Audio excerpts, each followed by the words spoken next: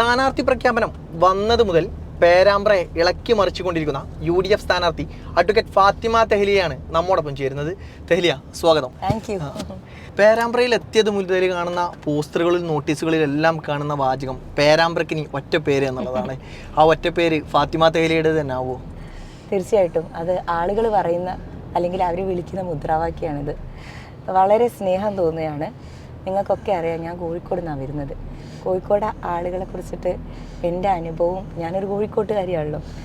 അപ്പം അവിടുന്ന് പേരാമ്പ്രയിലേക്ക് എത്തിയപ്പോഴും അതേ മനുഷ്യർ, അതേ സ്നേഹമുള്ള, എന്താ പറയുക, വളരെ നിഷ്കളങ്കരായിട്ടുള്ള മനുഷ്യരാണ് പേരാമ്പ്രയിലുള്ളത്.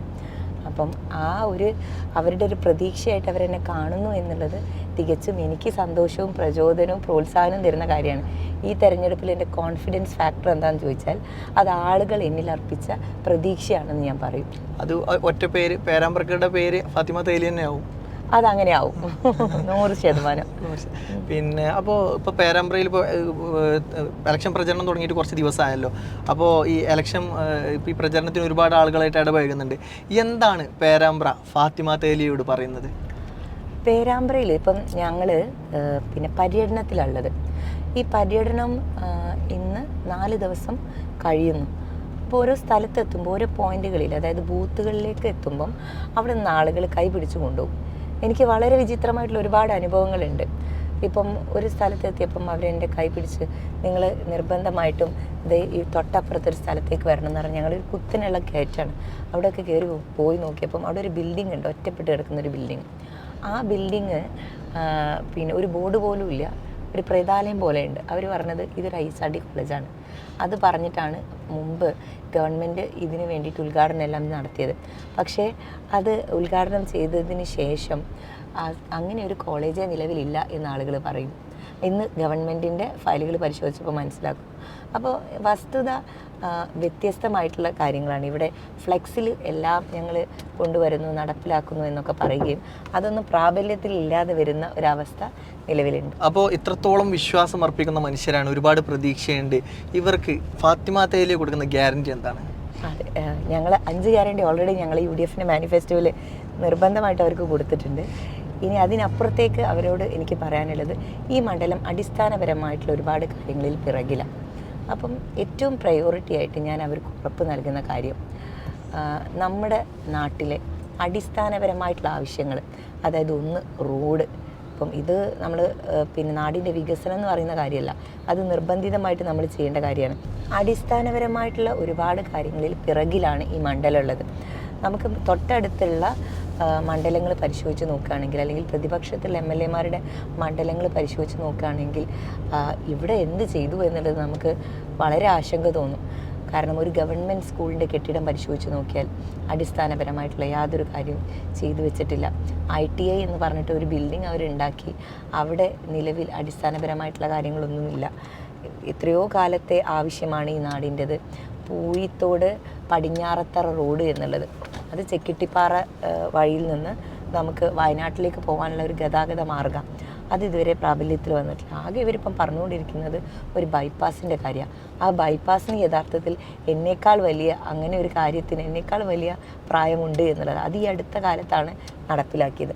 അപ്പം ഇങ്ങനെയൊക്കെ സംസാരിക്കുമ്പം യഥാർത്ഥത്തിൽ അടിസ്ഥാനപരമായിട്ടുള്ള കാര്യങ്ങൾക്കൊന്നും മുൻഗണന നൽകാതെ ഈ കഴിഞ്ഞ 9 വർഷം ഇവരെന്ത് ചെയ്തു എന്നുള്ളത് വളരെ ചോദ്യം ചെയ്യപ്പെടേണ്ട കാര്യമാണ്. മാത്രം ഇവിടുത്തെ അദ്ദേഹം MLA മാത്രമല്ലായിരുന്നു, അദ്ദേഹം മന്ത്രി കൂടിയായിരുന്നു എന്നുള്ള കാര്യം കൂടി എടുത്ത് പറയേണ്ടതുണ്ട്.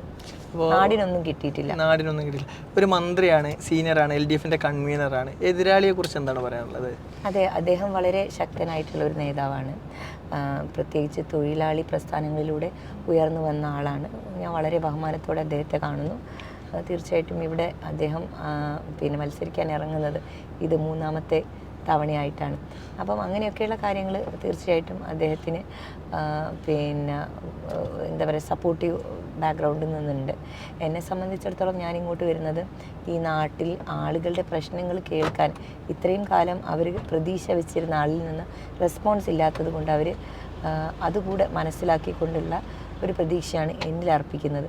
അപ്പോൾ അതൊക്കെ ആ രൂപത്തിൽ തന്നെ ഏറ്റെടുത്തിട്ട് ഇലക്ഷൻ രംഗത്തേക്ക് ഇറങ്ങാനാണ് ഉദ്ദേശിക്കുന്നത്. ഇപ്പോൾ പുതിയൊരു പരാതി UDF ഈ പേരാമ്പ്ര മണ്ഡലവുമായിട്ട് ബന്ധപ്പെട്ടിട്ട് കൊടുത്തിട്ടുണ്ട്. ഒരു അനൗൺസ്മെൻറ്റ് വിവാദം. അനൗൺസ്മെൻറ്റിൽ വർഗീയപരമായിട്ടുള്ള ധ്രുവീകരണത്തിനുള്ള ഒരുപാട് എലമെൻസ് ഉള്ള ഇത് LDF ഉപയോഗിച്ചു എന്നുള്ളതാണ് പറയുന്നത്.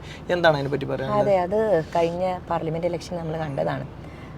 കാഫിർ സ്ക്രീൻഷോട്ട് അതിൻ്റെ പുതിയൊരു സാധനമാണ്. അതേ വടകര മണ്ഡലത്തിലാണ്. അതേ വടകര പാർലമെൻറ്റ് മണ്ഡലത്തിലുള്ള പേരാമ്പ്ര നിയോജക മണ്ഡലത്തിലാണ്, അസംബ്ലി നിയോജക മണ്ഡലത്തിലാണ് ഇപ്പോൾ ഇങ്ങനെ ഒരു സംഭവം ഇറക്കിയത്. അപ്പോൾ ഇവിടെയുള്ള കോൺഗ്രസിൻ്റെ UDFൻ്റെ നേതാക്കന്മാരോട് സംസാരിച്ചപ്പം അവർ പറഞ്ഞത് ഇവർ അവസാനത്തെ ആയുധമായിട്ട് പ്രയോഗിക്കുന്നൊരു കാര്യമാണ് ഇത്.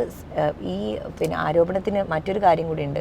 ഇത് കാൽക്കുലേറ്റഡ് ആയിട്ടുള്ള സാധനം, സ്ലിപ്പ് ഓഫ് ദി ടങ് ഒന്നല്ല, റെക്കോർഡഡ് ആയിട്ടുള്ള ഒരു കാസറ്റിൽ നിന്നാണ് ഇങ്ങനെ ഇത്തരത്തിലുള്ള ഡയലോഗുകൾ അവർ വിളിച്ച് പറയുന്നത്. ആവേശപ്പുറത്ത് ഏതെങ്കിലും പ്രവർത്തകൻ അനൗൺസ് ചെയ്തു പോയതല്ല. അല്ലല്ല, അത് റെക്കോർഡഡ് ആണ് എന്നുള്ളതാണ് ഇതിലെ ഏറെ ഗൗരവമായിട്ടുള്ള കാര്യം. അപ്പോൾ അതുമായി ബന്ധപ്പെട്ടിട്ടുള്ള CPM പരാജയപ്പെടാനുള്ള ഒരു ഭീതിയുടെ പുറത്താണ് ഇത്തരം ഇത് ചെയ്യുന്നതെന്ന് പറയാൻ പറ്റുമോ? അതെ, കഴിഞ്ഞ കാലങ്ങളിലൊക്കെ നമ്മൾ കണ്ടതാണല്ലോ. അവസാനം അവരുപയോഗിക്കുന്ന സാധനം കമ്മ്യൂണൽ കാർഡാ. വർഗീയത തുലയട്ടെ എന്നൊക്കെ പറയുന്ന ആളുകൾ ഈ രൂപത്തിലാണ് രാഷ്ട്രീയപരമായിട്ട് നേരിടുന്നത്.